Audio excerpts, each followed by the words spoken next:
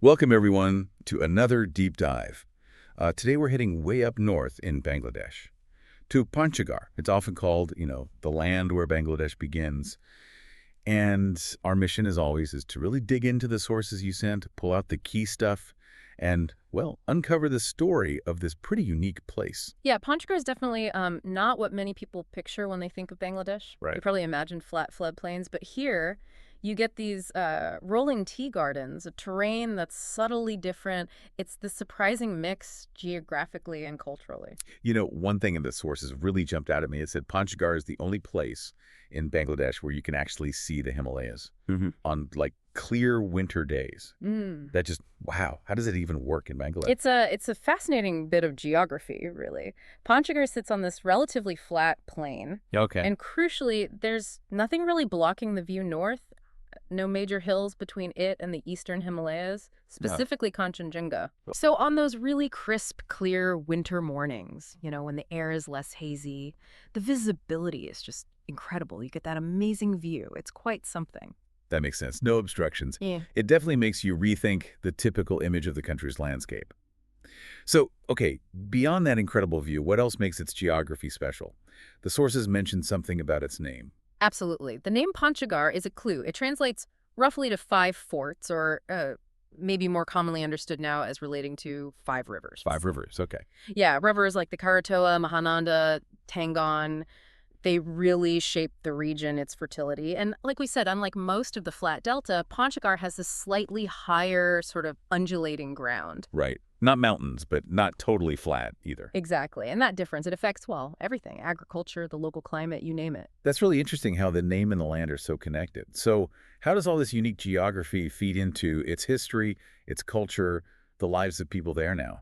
Well, Panchagarh as a separate district is relatively new, only since 1984. Oh, really? Yeah, but its history is much deeper, tied to the wider Dinajpur region. It went through, British rule, played a part in the Liberation War, and being right on the border, that also adds another layer. It's fostered a really rich mix of cultures.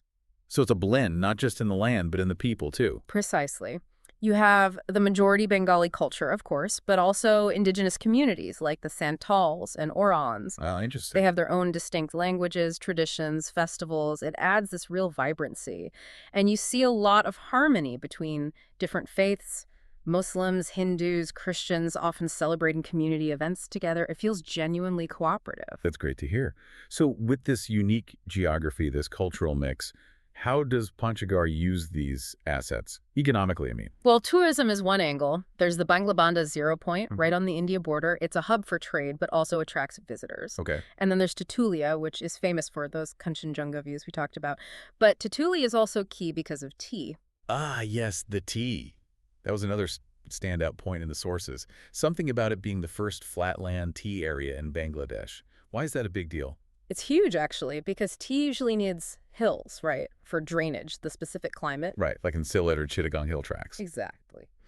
So figuring out how to grow it well on flatland, that opens up massive possibilities for Bangladesh's agriculture, way beyond the limited hilly areas.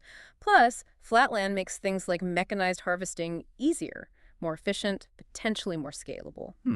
Interesting potential there. Definitely.